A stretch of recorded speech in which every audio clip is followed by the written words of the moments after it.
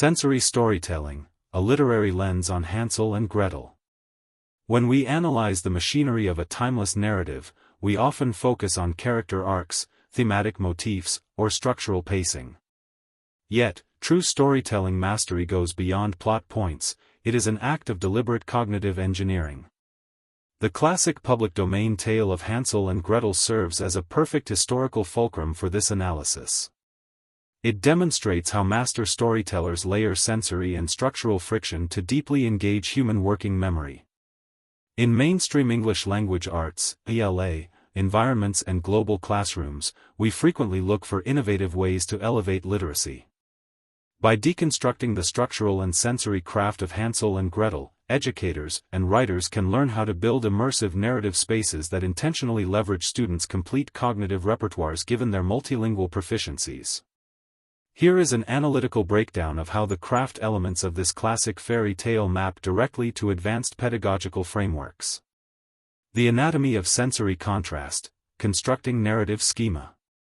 The human brain is naturally hardwired to process and organize information through sensory patterns.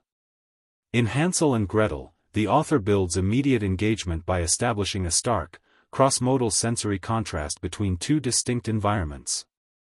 The oppressive, low-entropy forest and the high-density, sensory-rich gingerbread cottage. Deconstructing the craft, four textural components of storytelling. By analyzing how Hansel and Gretel captures human focus, we can extract four core storytelling textures to implement as concrete cognitive tools within modern global classrooms. 1. Concrete textures, physical realia. The craft element. The story relies heavily on tangible physical symbols, pebbles gleaming in the moonlight, breadcrumbs scattered across dirt, the rough cinnamon stick fence post, and the cold iron bars of Hansel's cage. These objects act as vital physical anchors that drive the plot forward. How to implement it? Bring real, touchable items, traditionally called realia, directly into the reading framework. Before exploring a scene, pass around dry pine cones, rough tree bark, or whole cinnamon sticks. Use an opaque pouch protocol, where students handle an object inside a velvet bag and describe its texture using oral language or their native language before reading the corresponding chapter. 2. Typographic textures, visual architecture. The craft element. In classic print editions, the physical layout of the page mirrors the psychological weight of the scene. The vast, empty wilderness of the forest is balanced by generous white space and flowing paragraphs. In contrast, the frantic, trapped energy inside the witch's cottage is represented by dense, urgent text blocks. How to implement it? Break down long texts, analytical prompts, or dual language instructions into punchy, short fragments. Use bold text, strategically, on core concepts, to serve as instant visual anchors. Invite students to format their own creative writing pieces so the physical shape of their paragraphs matches the mood, such as wide line breaks for isolation, or tight, narrow columns to mimic panic and speed. 3. Structural textures, strategic translanguaging and dialect mapping. The craft element. Fairy tales are inherently multilingual and multicultural, evolving through fluid oral traditions across diverse regions before ever being frozen on paper. The structural craft of Hansel and Gretel relies on idiomatic building blocks, regional idioms, and universal archetypes that resonate across deep linguistic boundaries. How to implement it? To leverage the complete cognitive repertoires of all learners, educators can split structural analysis into a parallel two-part cognitive journey tailored for both multilingual and monolingual students. For multilingual students, translanguaging architecture. Encourage students to sketch out their initial character profiles, thematic mind maps, and emotional outlines completely in their native language, anchoring the complex concepts within their primary linguistic matrix. Then, guide them to actively bridge, synthesize, and translate those deeply rooted ideas into standard ELA writing outputs. For monolingual students, etymological and dialect mapping.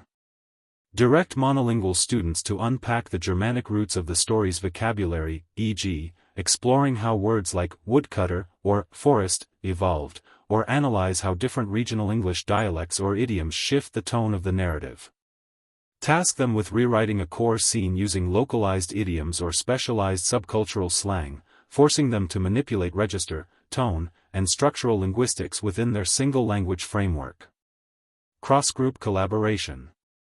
Pair multilingual and monolingual students to compare untranslatable words from different heritage traditions that describe the specific emotional states found in the text, such as fear of the dark or the comfort of home. This collaborative analysis allows the entire classroom to explore how different linguistic blocks alter narrative perspective. 4. Multimodal textures, media integration. The craft element, a great story builds a complete spatial ecosystem. The text implies a rich auditory layer, the whistling forest winds, the crackle of the oven fire, and the rhythmic, sharp crunching of sugar tiles. How to implement it: blend printed text with nonverbal sensory tracks to maximize engagement. Play soft, looping ambient soundscapes in the background while reading aloud, such as crackling hearth fires or rustling forest leaves, to provide a continuous contextual anchor. Pair students with wordless picture books or digital story maps, tasking them with collaborating to record a voiceover script that draws fluidly from their collective multilinguistic backgrounds. Conclusion: epistemological and neurobiological dimensions of narrative texture. An analytical deconstruction of storytelling craft through the paradigm of Hansel and Gretel demonstrates that text processing is inherently an embodied, neurobiological phenomenon. When pedagogical design systematically integrates concrete, typographic, and structural textures into the instructional environment, the learning process transcends traditional, flat semantic decoding. By isolating and activating these multisensory and cross-linguistic tracks, educators move past superficial performance metrics. Instead, they provide learners with highly specialized, evidence-based cognitive frameworks. This systematic approach effectively bridges the gap between abstract visual symbols and the primary somatosensory systems, ultimately cultivating a robust, integrated literacy framework rooted in cognitive equity and empirical precision. Don't forget to like, share and subscribe to our podcast. Visit us at positivelinguist.com.